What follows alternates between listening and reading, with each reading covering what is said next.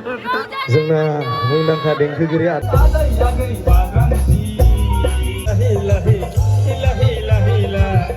गोरबो खनानि सिंगार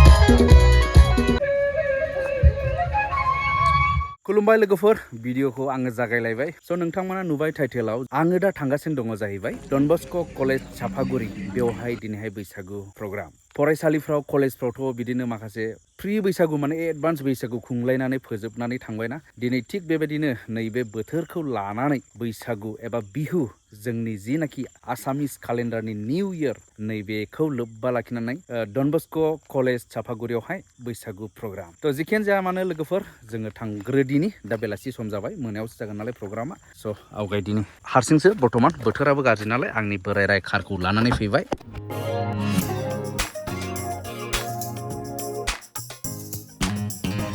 And thank you for inviting me. बेनिफ्राय नैबे डन बस्क' कलेज चापागुरिया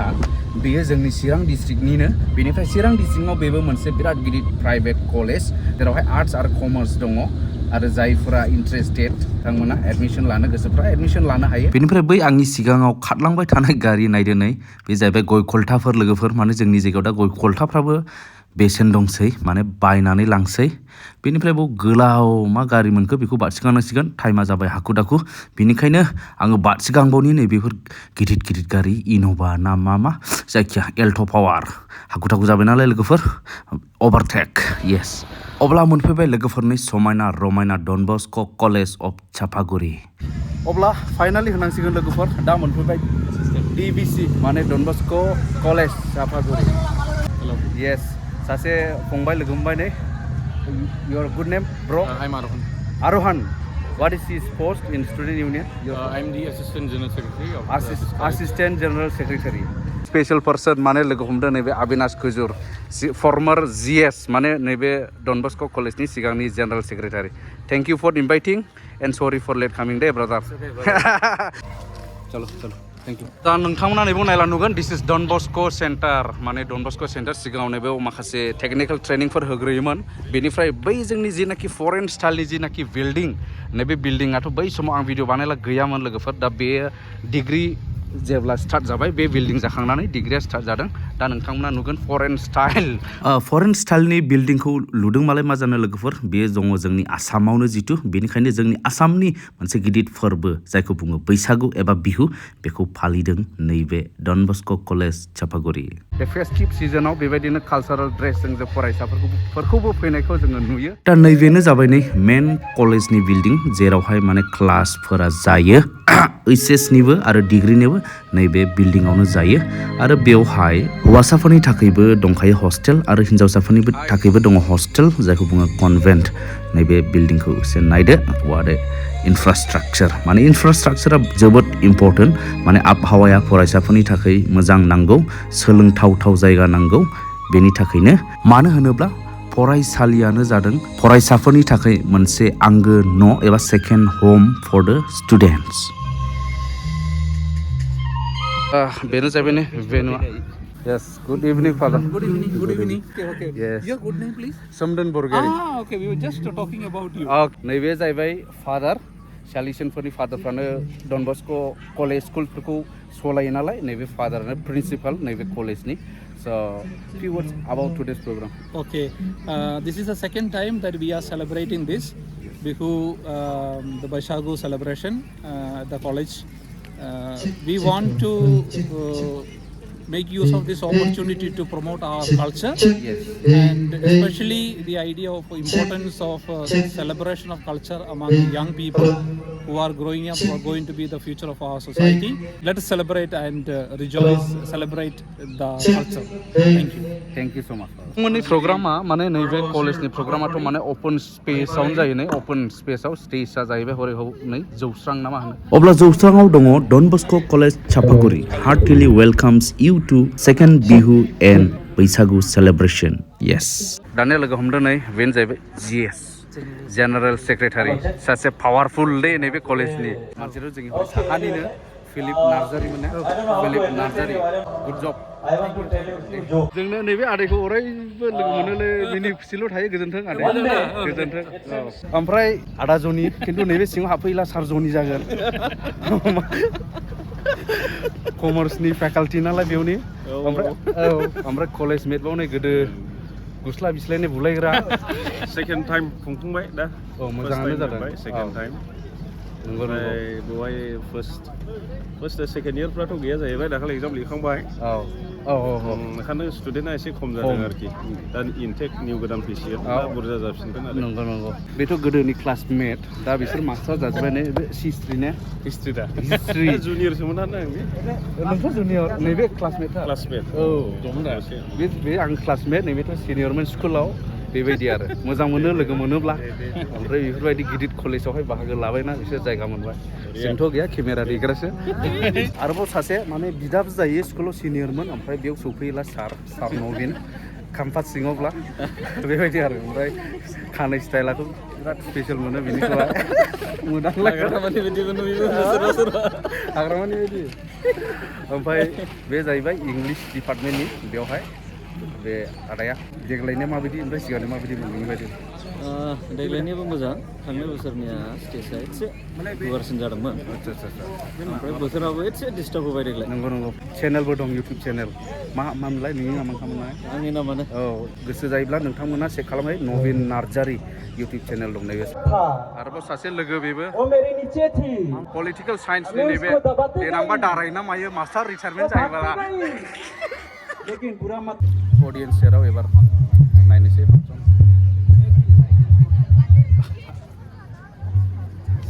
यां टिचार्स दा सिंगार नयन बरगयारी गाखोनायनि सिगां एसे जों बाहेरायाव थांनो ओंखारदों नै दा नायलांनि एसे लामायाव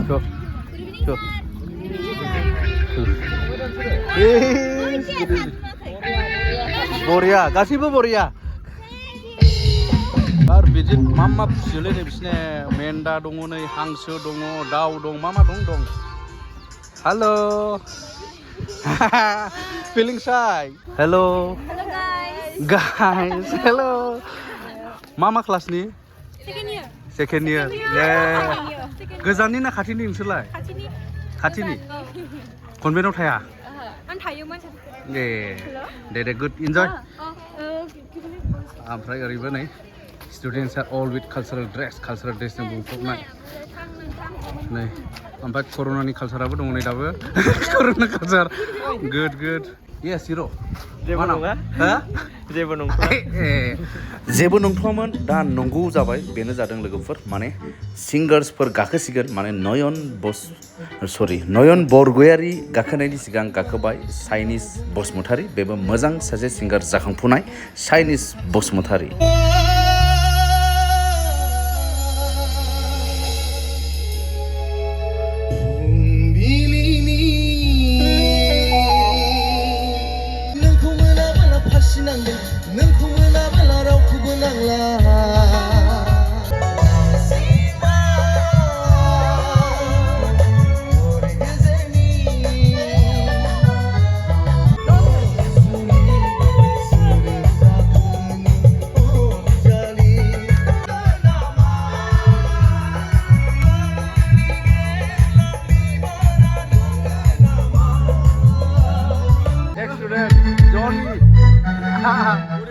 Good evening. Enjoying no? Yes sir. Boria. एसे फार्स्ट लाइटफोर सावबा मोजां जागौ मासे नुसिगोन नोंथांमोनखौ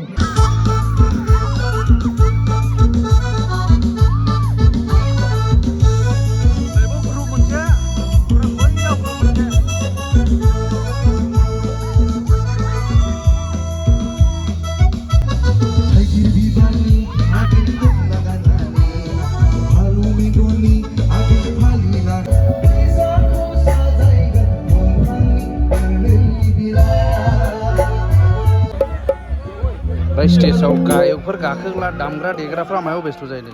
जोंलायलायो नै माथो ना माथो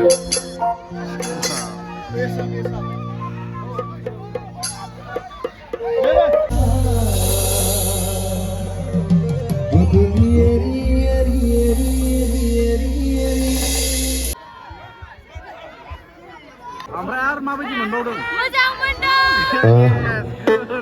जोंना मुंदांखा देंखोगिरि आदा नयनाबो सफैखाबाय गोरबो खनानि सिंगारा जोंना आदाया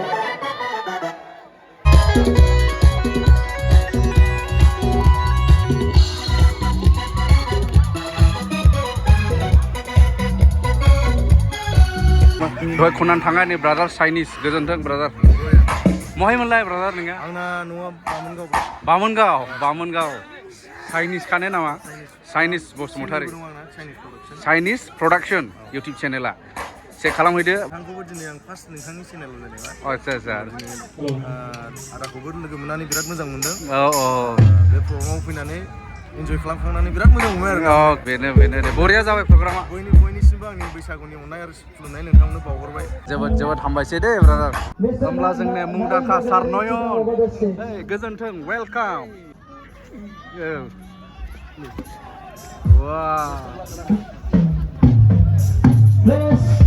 आं दिनै हिन्दी इंलिश एख' बुंला जागोन ना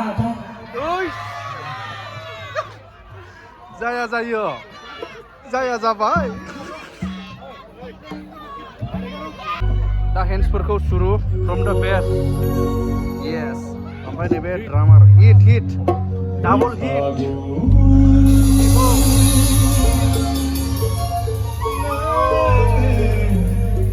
एसे समायना बैसागु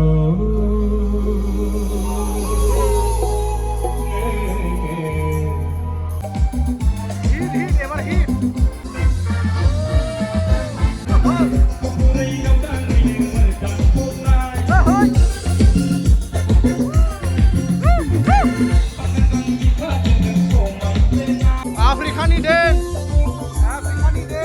Afrikani dance mari laina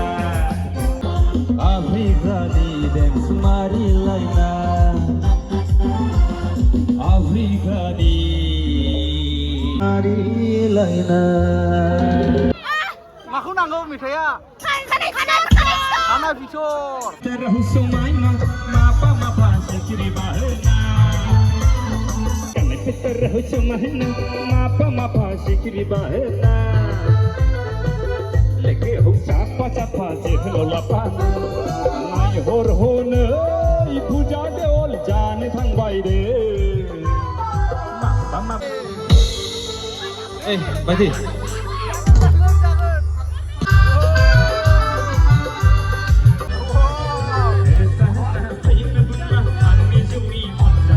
So लोगोफोर नायदो अडियन्सआनो गैया चेयार खालि माने बयबो रंजा मोसादों साइनाव माने दिस इज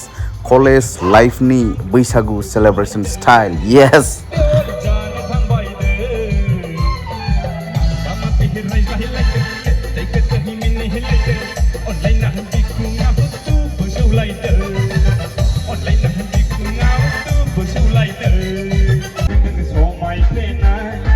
Pasirani bayi gatin dan pokna Sokonani agor zilin so my plena Pasirani bayi gatin dan pokna Oni bun zernin ikoni golap tiba Oni bun kerbenin yang lamai poklo tiba Kula sedaya ana aku bahangi dagai gerleukulu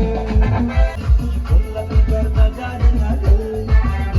Menai jener goli lana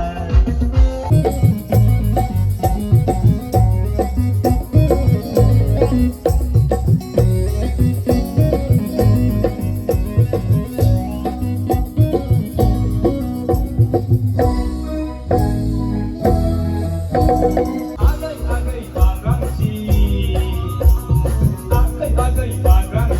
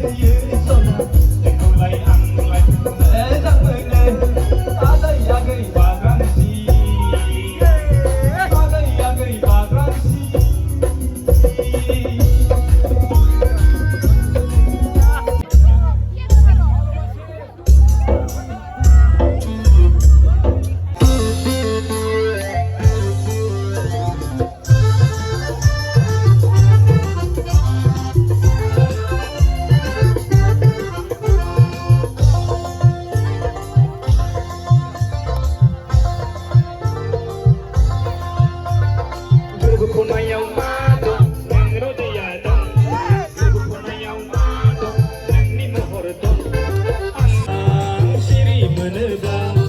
आंनि गुस्थि बिजौआव आंनि सालाय बिजौआव नों रजिनि मिलौदो मुं दं खनायाव मा दं नों रजिया दं गोरबो खनायाव मा दं नोंनि महर दं लाहि लाहि लाहि लाहि लाहि लाहि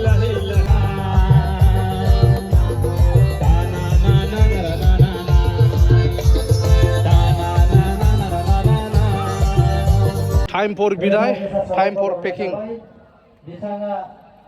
दा प्रग्रामाथ' जोब्बाय बिराद मोजां हाबाफारि खालामबाय बयबो रंजाबाय नोंथांमोना नुखाबाय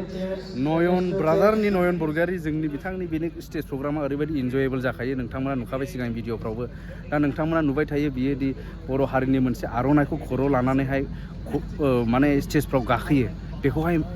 बेनि सायावहाय नोंथाङा माने जोंनो एसे खोन्थादो बिराद मोजां मोनो जोङो बेयो जाबाय आर'नाइया जाहैबाय जोंनि बर' हारिनि सिनायथि औ जोंनि बर' हारिनि मोनसे आगर औ दा बेखौ आंसो खर'आव खादों आं खर'आव खानाया जाहैबाय बैसागु बोथोरजों जोंहा समायो औ बेखौ खायोबा नंगौ नंगौ नंगौ आरो मोनसे माने गोजाननिफ्राय नुहुरनायाव बर' हारिनि मोनसे आगरा बेरखाङो आरो अरायसम बेरखांथों बेफोर बुस्थुखौ न'आव दानायखौ दाबो हुदाखौ जों गारनो नाङा दाबाय थानांगौ आरो बे आर'नाइयाव एरनाय हाजो आगर बेखौ जों साफ्रोमबो बर' सिख्लाफ्रा एरनांगोन होनबासो जोंनि गुबै नेचारेल बर' हाजो आगर एबा आर'नाइनि गुबै गुना थाबाय थागोन राइट राइट थेंक इउ जोबोद जोबोद हामबायसै जय बर' हारिनि